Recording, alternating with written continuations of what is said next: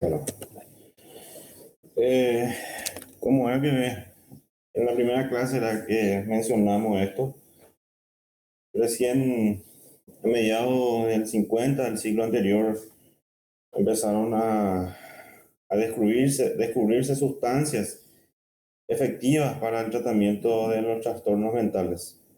Anteriormente se contaba con técnicas, métodos no convencionales, que en algunas situaciones de, de un trastorno mental no ayudaban.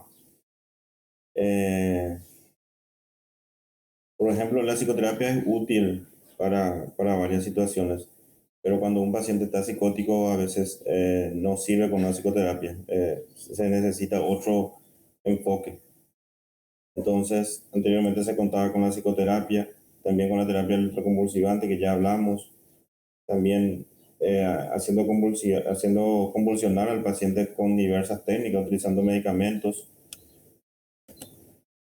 También se usa aislamiento, hidroterapia, cirugía cerebral como una lobotomía prefrontal. Los hipnóticos y sedativos, particularmente los bromuros y los barbitúricos, eran también utilizados en el tratamiento de síndromes ansiosos y el insomnio, pero su acción era inespecífica y no mejoraba el cuadro psiquiátrico. Los psicofármacos son sustancias psicotrópicas o psicoactivas, o sea, que actúan a nivel del sistema nervioso central. Medicamentos que actúan primariamente a nivel del sistema nervioso central, induce cambios en la conducta de una persona, el pensamiento, la percepción, el afecto, el estado de vigilia y el comportamiento, como mencioné. Clasificamos, estos son los medicamentos que más se utilizan con mayor frecuencia. Hay otros, pero les traje acá lo que más se suele utilizar: los estabilizadores de estado de ánimo, los ansiolíticos e hipnóticos, los antipsicóticos, drogas para el tratamiento cognitivo, o sea, los antidemenciales y antidepresivos. Empezaremos con los antipsicóticos. Eh, en la era que mencioné anteriormente, en la década del 50 del siglo anterior, comenzó a utilizarse los antipsicóticos. Empezamos con la clorpromazina. Como mencioné también anteriormente, se utilizaban ciertos medicamentos como el barbitúrico o algún otro medicamento para calmar a los pacientes, pero estos continuaban con los síntomas luego de haber terminado el efecto sedativo. Y también se utilizaban otros métodos no convencionales que ya mencionamos, ¿verdad? Se clasifican en típicos y atípicos. El, el típico se caracteriza por producir un síndrome neuroléptico, por eso se le dice también neurolépticos, que tiene tres manifestaciones principales: el lentecimiento psicomotor, tranquilidad emocional e indiferencia afectiva. Y los atípicos. Clasificación así de los antipsicóticos: tenemos los típicos neurolépticos y antipsicóticos atípicos de segunda generación. Otra vez, dentro del típico como el atípico, tenemos una clasificación de los incisivos, de transición y sedativos. Los incisivos tenemos el haloperidol, de cabecera sería esto, la punta de flecha de los antipsicóticos. Hasta ahora se utiliza el haloperidol. Entre la de transición tiroidacina. Entre los sedativos tenemos la clorpromazina, clondiapina, levomepromazina. Se utiliza mucho la levomepromazina como sedativo. Y entre los antipsicóticos atípicos o de segunda generación tenemos la aripiprazol, acenapina, clozapina, lurasidona o lanzapina, que se utiliza bastante, paliperidona, quetiapina se utiliza bastante también, risperidona también, certindol y ciprasidona. De esto lo que, por lo menos acá en Paraguay, lo que más se utilizan son el aripiprazol, lanzapina, quetiapina y risperidona. Se utiliza también la clozapina y algunos como la lurasidona, pero en menor frecuencia. Los típicos, su mecanismo de acción. El mecanismo de acción terapéutica de los fármacos antipsicóticos se comprende solo parcialmente. Todos ellos tanto los típicos como los atípicos son antagonistas de los receptores dopaminérgicos de dos, pero también de otros receptores. Los efectos terapéuticos completos de los antipsicóticos tardan semanas en ir apareciendo. Los efectos continúan una vez que los niveles plasmáticos del medicamento dejan de ser detectables cuando el paciente suspende la medicación. ¿Qué son los antipsicóticos típicos neurolépticos? Son fármacos que utilizan el tratamiento de la psicosis, no solamente la esquizofrenia, y también como ayudante de otras patologías mentales, ¿verdad? Como ya vimos en el transcurso de nuestras clases. ¿Qué le confiere esa propiedad antipsicótica? El efecto antipsicótico que poseen es otorgado por la capacidad de bloquear receptores dopaminérgicos, principalmente en la vía mesolémica y mesocortical. Se clasifican en incisivos, de transición y sedativos. Estamos hablando de los típicos. Los incisivos son los más potentes, son los que bloquean dopamina de forma más potente, o sea, bloquean más receptores de dopamina. Por eso es incisivo. La de transición tiene una potencia de bloqueo de dopamina intermedia. Y las sedativos, el grupo de sedativos, tiene baja potencia de bloqueo de dopamina, pero alto bloqueo del receptor histaminérgico H1. Este le confiere la propiedad sedativa al bloquear este receptor. Pero tiene alta potencia en el bloqueo H1, por eso le da esta propiedad sedativa, pero baja potencia en el bloqueo de dopamina, comparado a los incisivos. Cuando mayor es la capacidad de bloqueo de receptores de dopamina de 2, eh, tenga un fármaco, mayor es su potencia antipsicótica. O sea, mayor será su capacidad de disminuir los síntomas psicóticos con una menor dosis de la droga. Con este concepto, los antipsicóticos típicos se clasifican, los típicos, perdón, se clasifican en grupos de los incisivos, haloperidol, trifluperacina. Estos son de alta potencia. A baja dosis consigue un efecto antipsicótico eficaz. El haloperidol, sobre todo, ahora, es de muy alta potencia. El de transición a tioridazina es de potencia intermedia. Para lograr la misma eficacia que los incisivos se necesita una dosis mayor de la droga. Después tenemos los sedativos, clopromacina, levobromacina y clozapina. Estos son de baja potencia. Para lograr el mismo efecto antipsicótico que los incisivos se requiere una dosis aún mayor de fármaco que los de transición. O sea, se necesita mucha dosis para lograr el efecto incisivo que, por ejemplo, tiene el haloperidol, que con una dosis baja ya se logra. Pero tienen un uso de estos medicamentos que es la sedación, gracias a su propiedad de bloquear receptores H1. Algunas consecuencias derivadas de los bloqueos adrenérgicos, histaminérgicos, muscarínicos y los canales de calcio, porque como saben, no solamente actúan sobre receptores de dopamina, también actúan sobre otros receptores. El bloqueo alfa 1 adrenérgico puede producir hipotensión ortostática, taquicardia refleja, sedación, congestión nasal, mareo, eyaculación retrógrada, hipersalivación y incontinencia urinaria.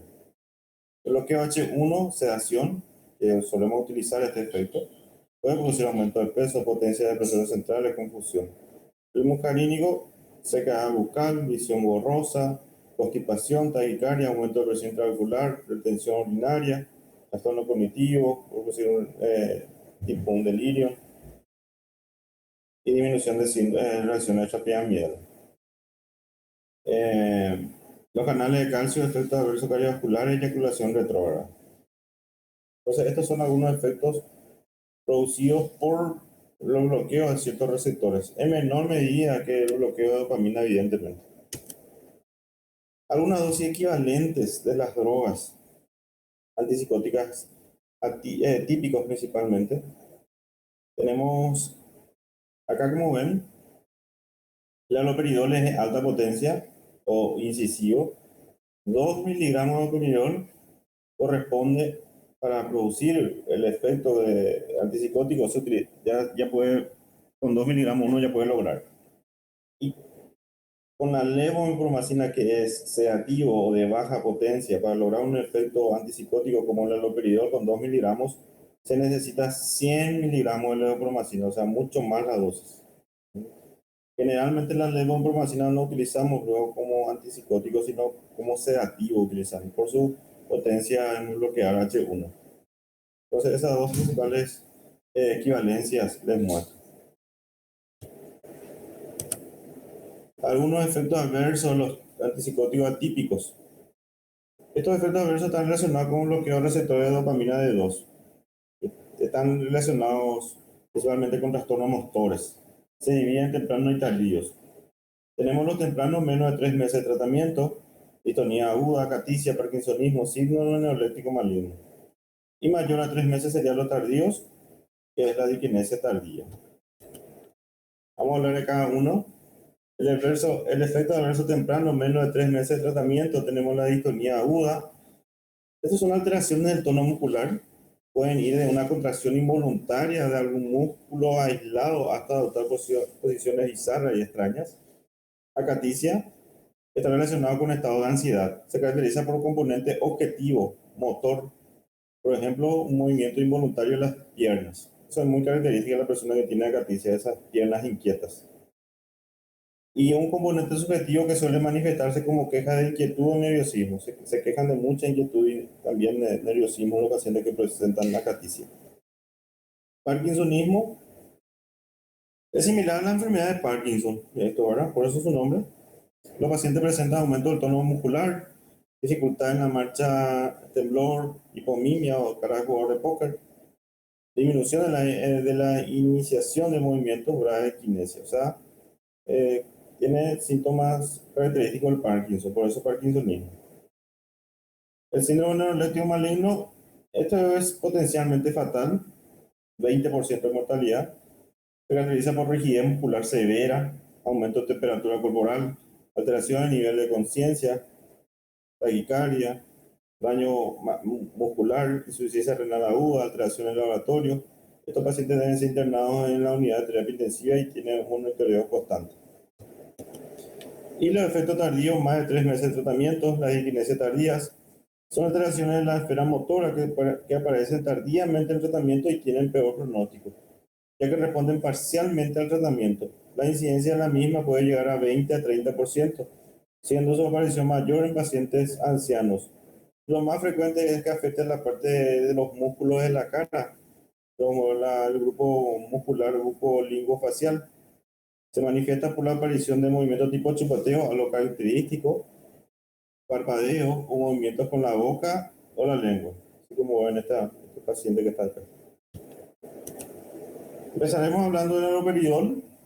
Tiene un mecanismo de acción bloqueando potentemente el receptor de dopamina D2, le confiere su efecto incisivo, bloquea el receptor H1, pero en menor medida, muy débil, también la parte muscarínica y adrenérgica en baja medida, como se dice. Se administra, puede ser su administración oral, intramuscular y también IV. Generalmente utilizamos la oral y la intramuscular por la seguridad. Metabolismo hepático, expresión fecal renal. Su efecto adverso, mayor frecuencia del parkinsonismo, menor frecuencia de sedación, distonía, disquinesia, hipotensión, síndrome neuroléptico maligno y hiperprolactinemia también puede producir. Su dosis va de 2 a 60 miligramos al día. Está indicado para todo tipo de psicosis, de la esquizofrenia, estado psicótico agudo, crónico, excitación psicomotriz, estado confusional agudo y crónico, alcoholismo, cuando aparece el síndrome de Korsakoff, que es un síndrome confusional producido por el exceso del consumo de alcohol. Entonces, para eso está indicado el haloperidol. Luego nos vamos, esto sería del haloperidol, ya sea oral intramuscular de liberación rápida. Luego nos vamos al haloperidol de liberación lenta, el decanoato de haloperidol. Esto se administra mensualmente o cada 28 días en forma intramuscular. Tras la inyección se produce una liberación lenta, sostenida al haloperidol. Tiene una vida media de 3 semanas. Es importante tener en cuenta que una vez que la droga ha sido administrada no es posible eliminar el organismo rápidamente por su liberación lentecida. Y si aparece un efecto adverso, se va a mantener ese efecto adverso posiblemente durante el tiempo de acción de la droga, que es alrededor de 28 días. El rango de dosis mensual es de 10 a 20 veces de la vía normal. Uno tiene que diferenciar bien. El haloperidol que viene en presentación, no les traje en la presentación, pero le estoy nombrando porque veo que se cometen errores a veces. Los colegas suelen cometer. El haloperidol viene en presentación de vía oral, como mencioné, e inyectable. También viene en gotas. El inyectable viene en presentación de 5 miligramos, liberación rápida, y de 50 miligramos de liberación lenta. Ese tiene que saber esa diferencia. ¿Por qué? Porque yo veo a unos colegas que utilizan haloperidol, decanoato de haloperidol de 50 miligramos en un estado confusional. Y como no sé si ya le mencioné, el aldol de canoa, el decanoato de haloperidol, que es liberación lenta, no actúa rápido. Puede actuar en 3 a 4 días aproximadamente. Y ustedes suponen, hagamos una suposición, le indican a un paciente que tiene un cuadro convulsional y no le va a hacer nada porque no está actuando el medicamento. Y recién va a actuar en 3 a 4 días. Y también de que, como mencioné, que si por ahí sufre un efecto adverso, ese efecto adverso puede durar todo el tiempo que dura la droga, o sea, alrededor de 28 días. Entonces hay que atender eso. Entonces no confundir los periodos de 5 miligramos con de 50 miligramos, tiene que recordarse de eso. La levomepromacina tiene un bloqueo receptor de 2, más bloqueo receptor histaminérgico, potente bloqueador histaminérgico, que le da sus efectos sedativos, bloqueo receptor M1, bloqueo receptor adrenérgico, se administra en forma oral o intramuscular, metabolismo hepático, excreción renal y fecal. Tiene algunos efectos adversos que es la sedación. Este efecto es el que solemos buscar para indicar la droga, ¿verdad? Utilizamos bastantes su efecto sedativo. Puede producir hipotensión arterial, taquicardia, retención urinaria. Es importante esto porque una persona que tiene presión baja no se le aplica porque le puede bajar más. Entonces siempre hay que medir los signos vitales de la persona, principalmente la presión arterial. Generalmente si solemos aplicar si tiene si la persona tiene una presión de mayor o igual a 110-70. Si está en ese rango, perfecto, pero si es menos, no le aplicamos. Menor frecuencia, efectos adversos, ¿verdad? Parkinsonismo, distonía, disquinesia, síndrome eléctrico maligno, hiperprolactinemia, otros trastornos cardíacos. La dosis va de 50 a 200 miligramos día. Se indican estados psicóticos agudos y crónicos, agitación psicomotriz, episodio depresivo mayor. O sea, se puede utilizar en esta patología, generalmente utilizamos como sedativo, como mencionamos. Luego nos vemos los atípicos de segunda generación. Son un grupo de fármacos que se caracterizan por presentar actividad antipsicótica mediante un mecanismo de acción que en general es distinto a los antipsicóticos típicos de bloqueo de dopamina. Surge a través de la búsqueda de antipsicóticos que tengan menor efecto adverso, ¿verdad? Como la clozapina, que evidencian una eficacia similar a los neuroleptícos, pero que poseen un mecanismo de acción distinto, tiene menor efecto adverso, digamos, ¿verdad? Mecanismo de acción de los antipsicóticos típicos, bloqueo serotoninérgico, bloquea serotonina. La serotonina es es de suma importancia en la fisiopatología de la esquizofrenia, ya que puede modular la acción de la dopamina. Eh, También produce bloqueo dopaminérgico, así como los típicos tienen esa capacidad de bloquear dopamina. Sin embargo, poseen una diferencia que es la selectividad. Son más selectivos que los típicos, tienen selectividad límbica. Incidencia de efectos adversos en orden de frecuencia. Tenemos síntomas extrapiramidales del parkinsonismo y la sedación. Los síntomas extrapiramidales depende del bloqueo de dopamina. Entonces, empezamos por la risperidona. Es el que más puede producir síntomas extrapiramidales con respecto a los otros atípicos. Luego va bajando el aripiprazol, la ciprasidona, olanzapina, la quetiapina y clozapina. Estos últimos son los que menos reacción intrapidemial producen.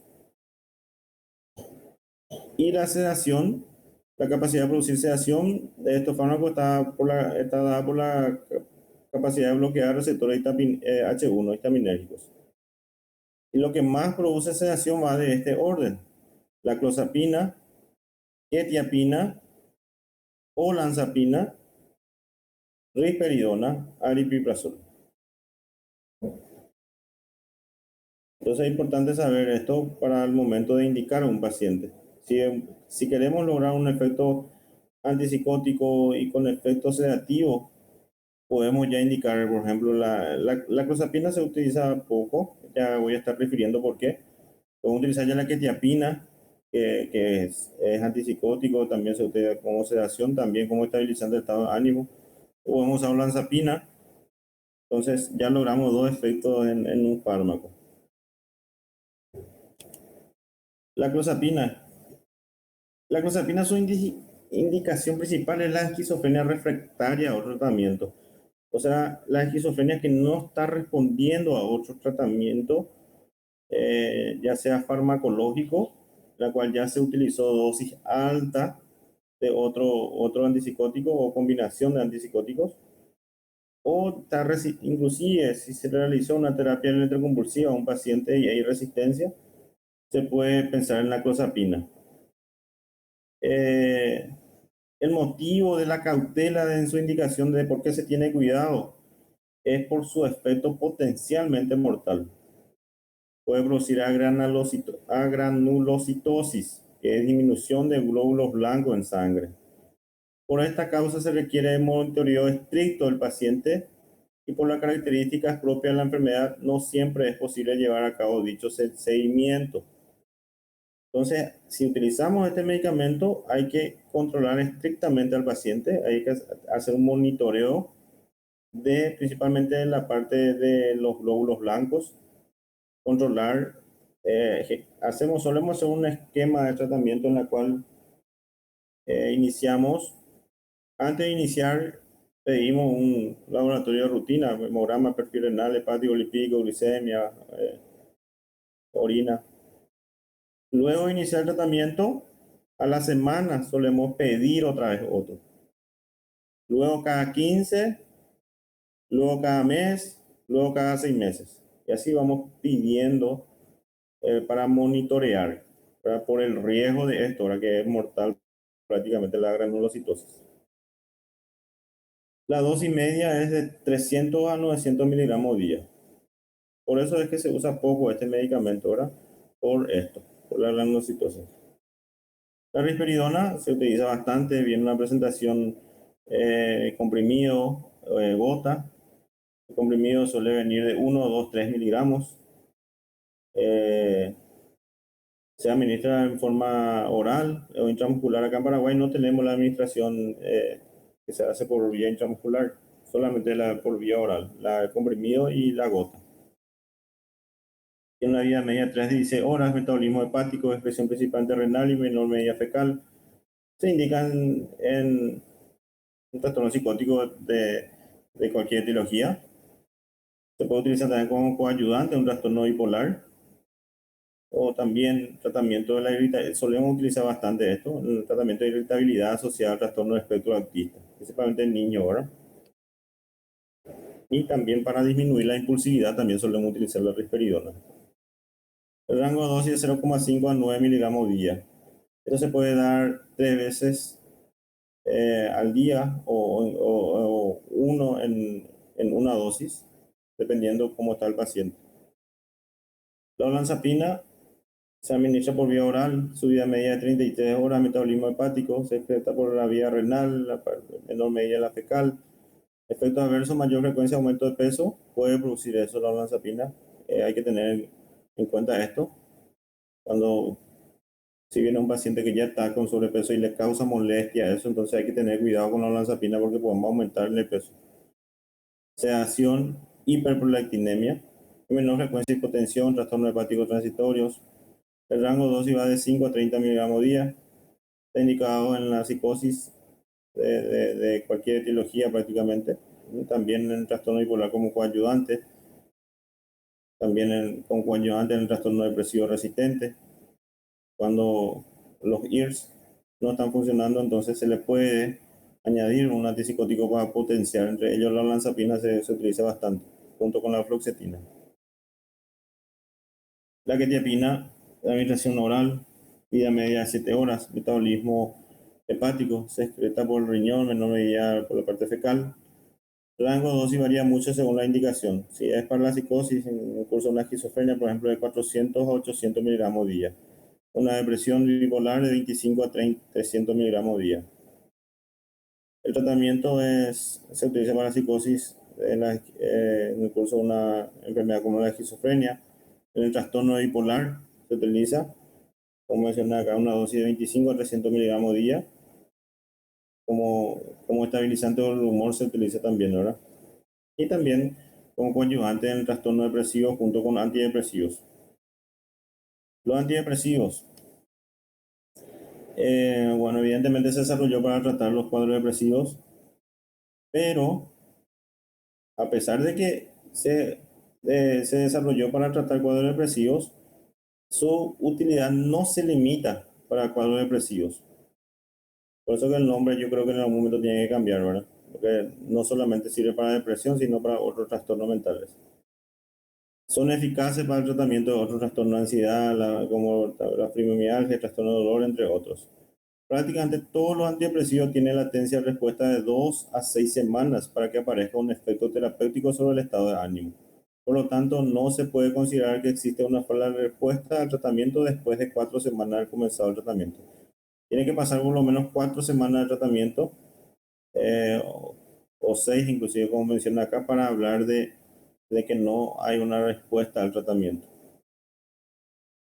La respuesta clínica en los pacientes con administración de antidepresivos se basa en el porcentaje de síntomas que se encuentran presentes en el momento de evaluar a los pacientes. Respuesta terapéutica cuando existe una mejoría del 50% o más de los síntomas del trastorno depresivo. Revisión completa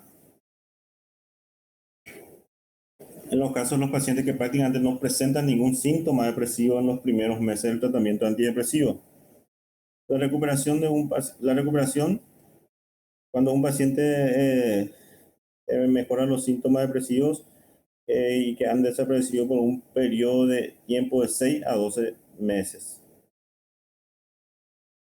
Eso sería el mecanismo de acción de los bloqueadores selectivos de la recaptación de serotonina. Acá se ve la neurona serotoninérgica presináptica y la neurona postsináptica.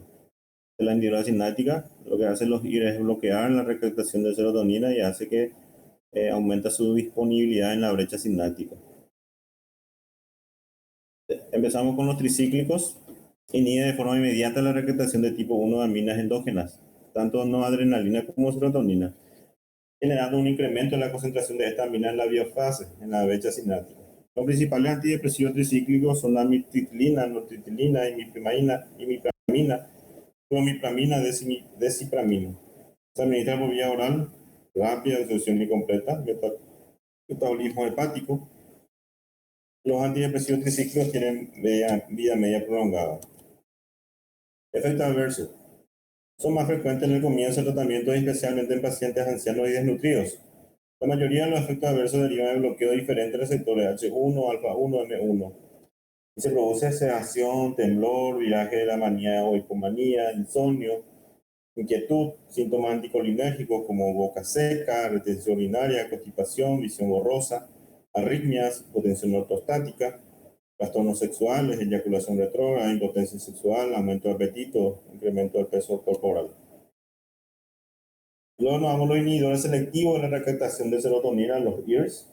Esta clase de fármacos antidepresivos presentan el mismo mecanismo de acción, la inhibición de la recaptación tipo 1 del neurotransmisor serotonina, con el consecuencia de incremento de la concentración de este neurotransmisor en el espacio sináptico. A este grupo terapéutico se incluyen 6 principios activos, que son la fluoxetina, sertralina, fluvoxamina, paroxetina, citalopram y escitalopram. Estos son los EARS. Hablaremos de lo que más se utiliza. La fluoxetina Se administra por vía oral, metabolismo hepático, excreción renal, tiene algunos efectos adversos que pueden producir cefalea, astenia, ansiedad. Esta ansiedad suele ser al inicio del tratamiento, luego va mejorando, 1 o 2 días. Por eso es importante a la hora de iniciar el tratamiento especificar al paciente que puede producirle, no necesariamente, pero puede producirle un poquito más de ansiedad de lo que tiene, pero luego va a ir mejorando en el transcurso de los días. Nerviosismo, mareo, insomnio, temblor, constipación, náusea, diarrea, anorexia, sequedad de boca, trastorno de la esfera sexual como disminución de libido, potencia sexual, alteración de la eyaculación. El rango de dosis puede ir de 10 miligramos a 80 miligramos día. Se administran en única toma diaria, preferentemente por la mañana. Está indicada principalmente en trastorno depresivo, también se puede utilizar en trastorno de ansiedad. La paroxetina se administra por vía oral, metabolismo hepático, excreción renal de 64 y fecal de 36. Puede producir astenia, sudoración, nerviosismo, mareo, insomnio, temblor, constipación, sequedad bucal, náusea, trastorno de la esfera sexual como disminución de la libido, impotencia sexual, alteración en la eyaculación. Rango de dosis va de 20 a 60 miligramos día, de acuerdo al diagnóstico del paciente. Está indicado también trastorno depresivo mayor y también trastorno de ansiedad. Es uno de los de elección en el trastorno de ansiedad, la paroxetina. Luego nos vamos a las benzodiazepinas. Es el grupo más utilizado cuando un paciente presenta un trastorno de ansiedad. Reemplazando drogas antiguas como los barbitúricos. Las más utilizadas son el alprazolam, bromazepam, clonazepam, diazepam, flunitrazepam, lorazepam y midazolam. Hablaremos del GABA, que es el que está involucrado en el mecanismo de acción, el ácido gamma aminobutírico. Este GABA es el principal neurotransmisor inhibidor del cerebro. Tiene una función reguladora. Es el neurotransmisor con mayor implicancia en el trastorno de ansiedad. Tiene una función ansiolítica en situaciones fisiológicas. Esta función es clave para su empleo en el tratamiento del trastorno de ansiedad o los síntomas ansiosos que presentan otros cuadros psiquiátricos y no psiquiátricos. La benzodiazepina lo que hace es aumenta las acciones del GABA en la corteza, o sea, tiene esa función reguladora. Y mejora entonces los síntomas de ansiedad. Entonces, porque potencian el GABA, ¿verdad? Efectos terapéuticos, ansiolítico, puede ser ansiolítico, como hipnótico, relajante muscular y como anticonvulsivante. Estamos hablando de las benzodiazepinas. Se administra en general por vía oral, sublingual, se acelera la aparición del pico plasmático. La vía intramuscular no tiene mejor biodisponibilidad en relación a la vía oral, salvo el lorazepam y midazolam. Eso también tiene que atender. Yo suelo ver a unos colegas que indican diazepam, sobre todo en forma intramuscular. Prácticamente no se absorbe en forma intramuscular, salvo estos dos, lorazepam y midazolam. Tienen que saber eso. La vía intravenosa se utiliza para tratar crisis convulsivas. También solemos utilizar como sedativos o esta vía, o en forma intramuscular en el caso de midazolam. Atraviesa la placenta, se acumulan tejido adiposo, pasan la leche materna, atraviesa la barrera hematoencefálica, metabolismo hepático, excreción. Tiene metabolismo hepático y excreción renal. El lorazepam prácticamente no tiene metabolismo hepático. Esto es importante a la hora de que un paciente tiene un trastorno en la parte hepática, entonces podemos utilizar lorazepam. Las benzodiazepinas se metabolizan principalmente en el hígado, y son muy dependientes del grado de funcionamiento hepático.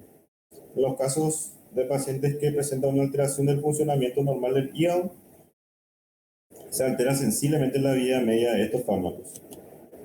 Algunos efectos adversos que pueden producir: sedación, alteración de la memoria, reacción paradojal, en vez de tranquilizarle, le inquieta más al paciente, relajación muscular, depresión respiratoria.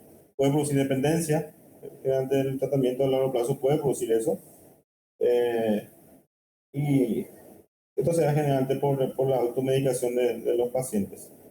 Tolerancia, en la cual se necesita dosis cada vez mayor de una droga para lograr el efecto deseado a lo largo del tiempo. Entonces puede generar dependencia y tolerancia en la benzodiazepina y tener cuidado con esto.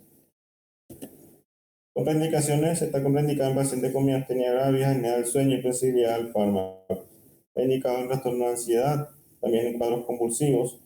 Se utilizan como coadyuvante en varias otras patologías psiquiátricas. Hipnóticos no benzodiazepínicos. Tenemos en este grupo la esopiclona, el solpidem y el sopiclona. Los hipnóticos son drogas prescritas para el trastorno del sueño. Entre las propiedades de estos fármacos figura la inducción al sueño, pasando de estados previos de disminución del estado de la conciencia. A su vez, estos fármacos pueden potenciarse con otros depresores del sistema nervioso central. Hay que monitorear su uso. Mecanismo de acción: según los receptores tipo benzodiazepínico tipo 1 del receptor GABA A, generando una modulación del receptor con aumento del efecto inhibitorio e hipnótico. Estabilizador del estado de ánimo. Se define una droga como estabilizadora del ánimo cuando tiene la capacidad para tratar todas o alguna de las formas del trastorno bipolar, sin empeorar la estabilidad general del humor o del ciclado a lo largo del tiempo. Entonces, lo que hace este fármaco es mantener esta línea en la cual representa la eutimia. Entonces, si un fármaco, si una persona está con depresión, no está de ánimo bajo, el estabilizante del humor lo que hace es llevarle hacia la eutimia. Si una persona también está con síntomas de manía o hipomanía, o sea, está eufórico, entonces lo que hace este fármaco es llevarle hacia la eutimia. Eso sería estabilizante del humor. El representante de este grupo es el litio.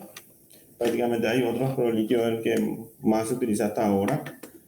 Tiene una presentación de 300 miligramos, liberación rápida y liberación retardada de 400 miligramos.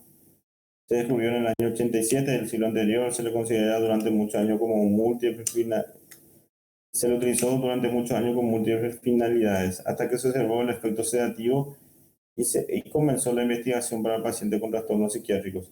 El litio ha sido el primer estabilizador del ánimo y se le considera aún hoy en día como el tratamiento antimaníaco por excelencia. Continúa sin comprenderse completamente el mecanismo de acción del litio. Existen algunas hipótesis que intentan explicarlo. Promueve la neurotransmisión serotoninérgica, dopaminérgica y noradrenérgica. Hay una hipótesis de presión de inositol. Ante un aumento normal de la neurotransmisión, el litio disminuye aquella que depende del segundo mensajero. O sea, regula esa neurotransmisión alterada entonces. También hay una modificación de la presión genómica. Sexo por vía oral. El comienzo de acción de la droga puede tener una latencia de 7 a 14 días. El metabolismo, por ser un ion, no se metaboliza, se excreta por el riñón, 95%, por también la parte fecal y sudor. En el riñón se reabsorbe en el hexagenle en forma competitiva con el sodio. Por lo tanto, en situaciones de hiponatremia, disminución de sodio, se producirá un aumento de su reabsorción con riesgo de intoxicación. El rango de dosis recomendada es de 900 a 1200 miligramos por día de mantenimiento. Está indicado en episodios maníacos del trastorno, o sea, está indicado de excelencia de primera línea como estabilizante del humor en el trastorno bipolar. También puede ser como coayudante en el trastorno depresivo junto con antidepresivos. Niveles plasmáticos de litio, o sea, las litemias. Valor normal de litemia para pacientes con manía aguda va de 1 a 2 miliosmoles por litro de sangre. Valor normal de litemia para la profilaxis de 0,8 a 1 miliosmoles por litro. El dosaje. El litio es un ion que no se encuentra en condiciones normales en el cuerpo. Tienen que saber eso. No es que tenemos, cuando tenemos manía o hipomanía, no es que tenemos bajo litio. Eso no es así. Normalmente tenemos bajo litio, no necesariamente esto puede producir manía o hipomanía. Entonces, el dosaje fuera del tratamiento farmacológico no tiene valor clínico. Todas las personas tienen bajo, prácticamente indetectable el valor del litio en una persona normal. El valor del ITEMIA es la referencia que se utiliza para calcular la dosis requerida de los pacientes. El ácido valproico aumenta la inhibición central mediante el bloqueo de canales de sodio voltaje dependiente y aumento de la concentración de GABA. Principalmente se elimina por el riñón. Se utiliza se puede utilizar como estabilizante del humor, también como antiepiléptico, como tratamiento para las convulsiones. Los efectos terapéuticos del ácido valproico se correlacionan con los niveles plasmáticos del mismo. En general se estima entre 50 y 150 picogramos por ml. Es el valor de valproemia aceptable para mantener una buena respuesta. Luego nos vamos a la carbamazepina. Modifica la excitabilidad celular a través de su acción sobre los canales iónicos de sodio, potasio, calcio. Se metaboliza por el hígado, se excreta principalmente por el riñón y el resto por heces. El rango de dosis de 200 miligramos día a 1200 miligramos día. Está indicado también como estabilizante de estado de ánimo y también como anticonvulsivante. Antidemenciales tenemos la memantina, agonista no competitivo del receptor NMDA, que reduce la neurotransmisor glutaminérgica que se encuentra normalmente aumentada. Entonces, eso es lo que hace la memantina, disminuye esa neurotransmisión glutamatérgica. Aunque tiene una acción dual. Cuando hay baja liberación de glutamato, mejora la neurotransmisión y activación neuronal. Cuando hay una liberación patológica de glutamato, lo que hace es bloquear el receptor NMDA, reduciendo la excitotoxicidad generando una acción neuroprotectora. Se absorbe en forma gastrointestinal rápida, metabolismo hepático, expresión renal. Está indicado en demencia moderada grave, inclusive la memantina. El donepezil es otro antidemencial, inhibe en forma reversible la acetilcolinesterasa, actividad selectiva del sistema nervioso central y escasa a nivel de la periferia, lo que explica el mejor perfil de efectos adversos. Vía de administración oral o intramuscular, en la Cámara Wayne solamente tenemos la presentación vía oral. Metabolismo hepático, expresión renal, está indicado también en síndrome demencial, leve moderada a severa. El rango de dosis es de 5 a 10 miligramos día.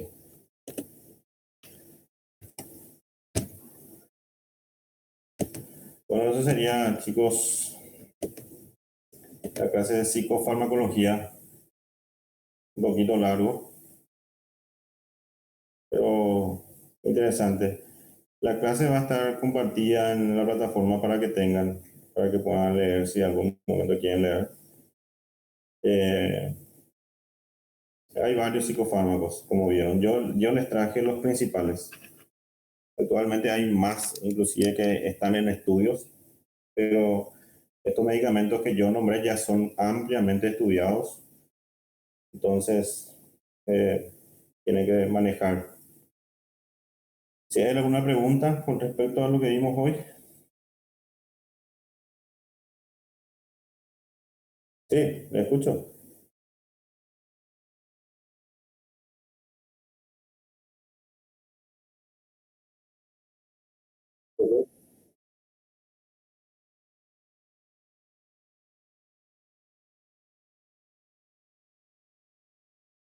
Ya veo. Las personas que toman medicación psiquiátrica para intentar suicidarse tienen síndrome neuroléptico como resultado de la ingesta excesiva. Eh, el síndrome neuroléptico generalmente se logra con todos los antipsicóticos típicos prácticamente, por eso se le llama neuroléptico.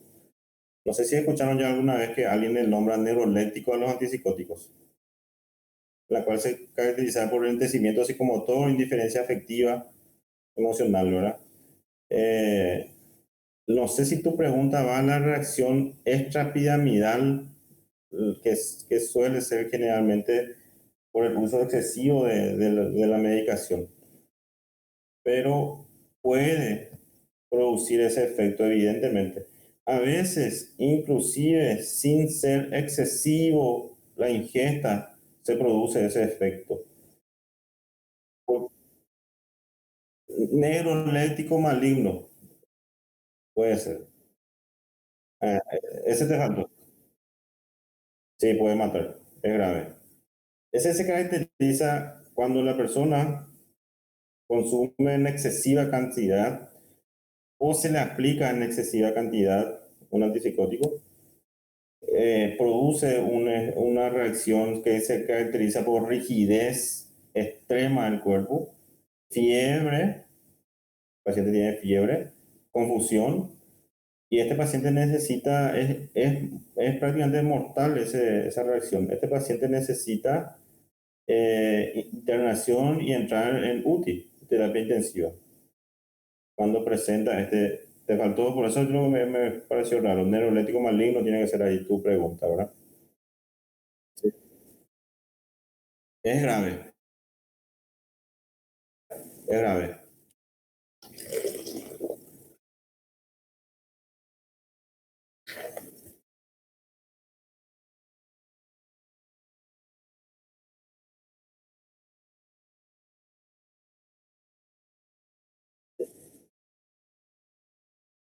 No, y lo que pasa es que para ayudar a esa persona es que si tiene este síndrome es grave, se tiene que internar directamente a UTI, ¿verdad? Evidentemente. Pero si no está, si no está teniendo esos síntomas que mencioné, que es rigidez extrema, que no se puede mover, no se puede mover ni para comer, tiene fiebre alta, confusión, eso es para internar. Pero si no tiene esos síntomas, no es un síndrome neuroléptico maligno, puede ser una reacción extrapiramidal que se caracteriza por movimiento de lentecidos, hipersalivación, tiene mucha saliva, entre algunos otros síntomas. Entonces lo que podemos hacer en eso es, nosotros solemos añadirle eh, un anticolinérgico que es viperideno. Tonodil es la marca comercial. Ese medicamento mejora esos síntomas extrapiramidales increíblemente, ¿no? Entonces, de esa manera se puede mejorar esos síntomas. O si no mejora o tenemos reacción, cambiar directamente a un fármaco que produce menos reacción extrapiramidal, ¿no? Como vimos en los atípicos, vieron la flechita que vaya hacia abajo que menos produce, cambiamos directamente. Entre los antipsicóticos que menos efecto extrapiramidal produce es la quetiapina, la olanzapina, ¿sí? El aripiprazol y por último la risperidona que es dentro de los atípicos el que más puede producir reacción extrapiramidal, la risperidona. Entonces podemos ver esa alternativa. Ya. Entonces tu respuesta, Mateo, ya alargamos mucho. Tu respuesta entonces, esta persona que tomó muchos medicamentos, tiene su síndrome neuroléptico maligno, es que se interne y lo a entrar a terapia prácticamente, útil, porque tiene, sí, hasta que se maneje eso y luego evidentemente hacer la terapia, ¿verdad? Ya sea farmacológica o terapéutica, pero primero tiene que salvar su vida, ¿verdad?